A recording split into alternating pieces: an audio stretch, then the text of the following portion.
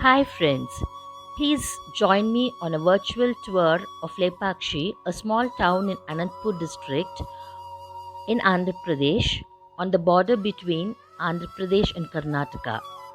If you have not subscribed to my channel, please do subscribe to Sudhavin Illam. When my friend invited me on a one-day trip with other friends, I jumped immediately and said yes, as it was my first outing with friends after the corona lockdown. And my anticipation knew no bounds when I came to know that the destination was Lepakshi, a small village located in Anantapur district on the Andhra Karnataka border in Andhra Pradesh, popular for its cultural, religious, and architectural significance. As per Google Maps, Lepakshi is 122.8 kilometers from Bangalore and takes approximately 2 hours and 15 minutes to reach Lepakshi. But on a traffic free day, you can reach in 2 hours with one toll en route before the Kempe Gowda airport. And do not worry if you have not carried breakfast or other eatables, because there is an excellent Nandi Upachar at 83.5 kilometers, which is approximately after 1 hour of your travel. I would boldly and strongly suggest this hotel for quality and hygiene. One of the best coffee I ever had in a hotel is here. After enjoying a crispy, tasty masala dosa and a crispy udin vada, legend has it that in Ramayana, when Ravana abducted Ma Sita, Jatayu, a demigod in giant vulture form, fought Ravan but succumbed to injuries. When Lord Ram, with his brother Lakshman, met the injured giant vulture, held him to attain moksha by uttering the words Le Pakshi, meaning rise bird, hence the name Lepakshi. The main attraction of Lepakshi is the Veerabhadra temple, located on a tortoise shaped low rising hill. Lord Veerabhadra temple is dedicated to Lord Veerabhadra, a fiery god created by Lord Shiva.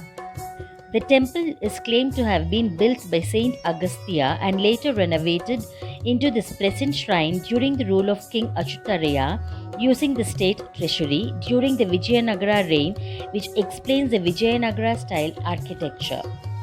There are beautiful mural paintings depicting Lord Arthanarishwara, half Lord Shiva and half Goddess Parvati, and Lord Harihara, half Lord Shiva and half Lord Vishnu on the ceiling.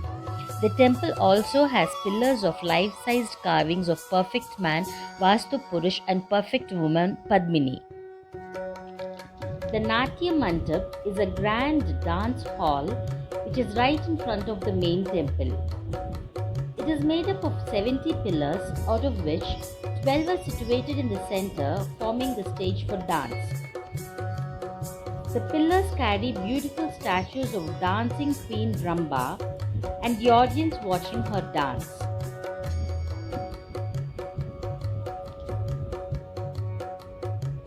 One of the main attractions is an 8 feet tall astonishing pillar to the northeast of the Natya Mandap.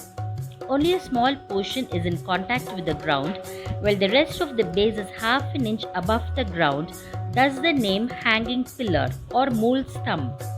We passed a dupatta under the pillar and were fascinated to watch it coming out from the other side. Within the temple boundary to its eastern side is a huge boulder of granite stone which is carving of a seven-headed serpent coiled in three layers, providing a head cover for a shivling placed at the center. This is the largest nagling in India. There is an interesting story behind this. One day, when the sculptors went to the kitchen for lunch, the mother of the chief sculptor asked him to wait for a while for the food to be ready. Not wanting to waste any time, they decided to carve something on the huge boulder in front of the kitchen, the outcome being this giant three-headed serpent. After cooking, when the mother came out, she was stunned to see such a massive structure carved out in such a short span of time. The impact of her shocking gaze was so strong that the structure cracked at 3 places. The next attraction is a huge idol of Lord Ganesh carved out of a rock 6 feet tall.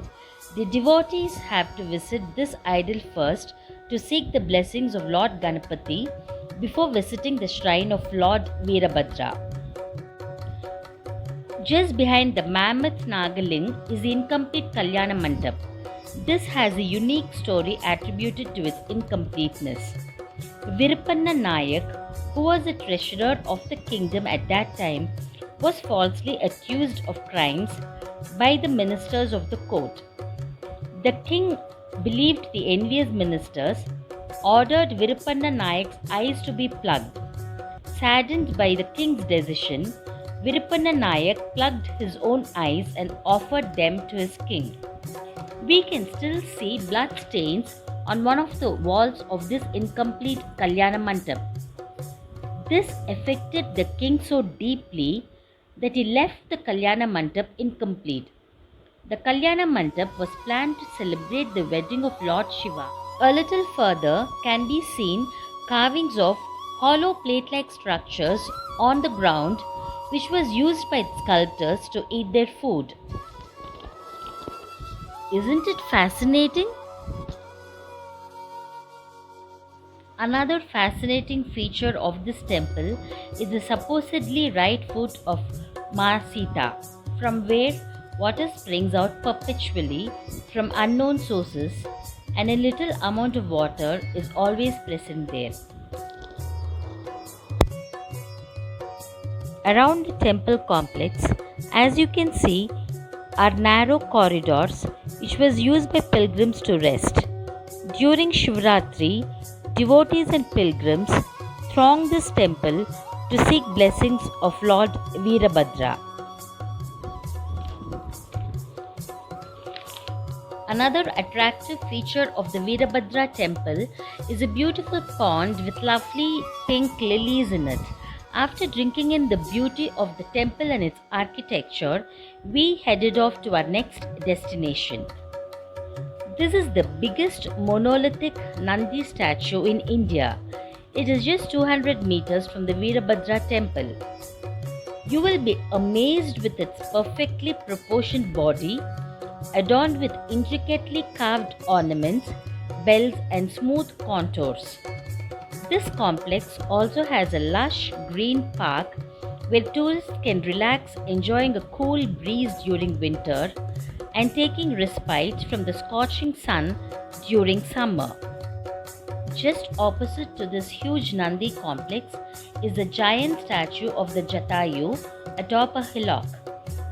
There are finely laid steps to reach the top, though you cannot go closer to the statue as it is cordoned off from tourists. A trip to Lepakshi is refreshing for those looking for an architectural treat and a spiritual retreat. The amazing Vijayanagara style architecture and the breathtaking murals will leave you awestruck. Hope you enjoyed this video.